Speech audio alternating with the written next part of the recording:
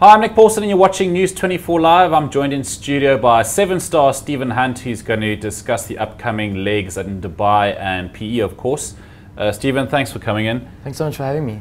You guys recently played at the Gold Coast. I believe you finished fourth. Obviously, a bit disappointing, but I mean, on the back of last season, which I guess was quite a good season for you guys. Yeah.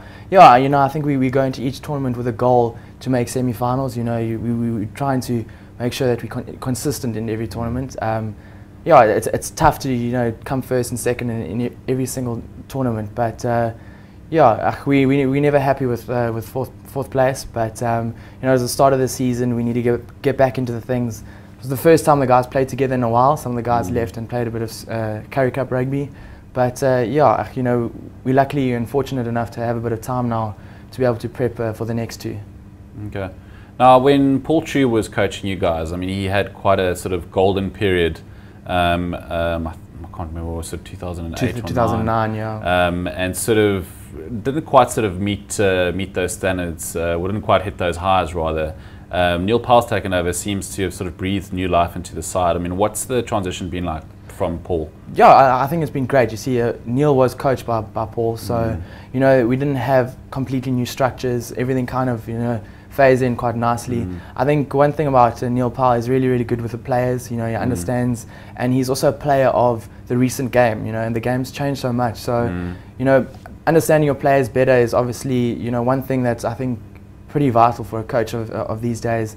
And he's just been able to manage the players really well. I mean, I remember covering one of your practice sessions in Stellenbosch when Paul was there, and he was really giving you guys a hard time. I mean, he seemed like quite a strict, tough coach, was he? Yeah. I think his whole philosophy of things was just to try to take you out of your comfort zone. Make sure that you're experiencing worse on the training pitch than what you're experiencing in the games. Which for certain players it is a good trait, but then the other players that are more used to the new kind of game. So some of them just didn't react to it really well. So Stephen, in terms of these upcoming tournaments in Dubai and PE, your core players, who is going to be available? Like I said, we were fortunate enough to have quite a bit of time between Gold Coast and Dubai, and if there are any niggles that some of the players have had, we've been able to nurse them and get the guys ready. I know the management are resting some guys and monitoring the way they train, just so to make sure that they are ready and fit by Dubai. There's certain players that do have a little question mark on them, like players like Siabela Sanatla, who's obviously with the Boks now. Pulled up by the Boks, beg your so pardon, yeah, I'm sure guys like Frankie, guys Cecil, Branko, they've always managed to get a niggle and be ready for the next tournament. And captaincy?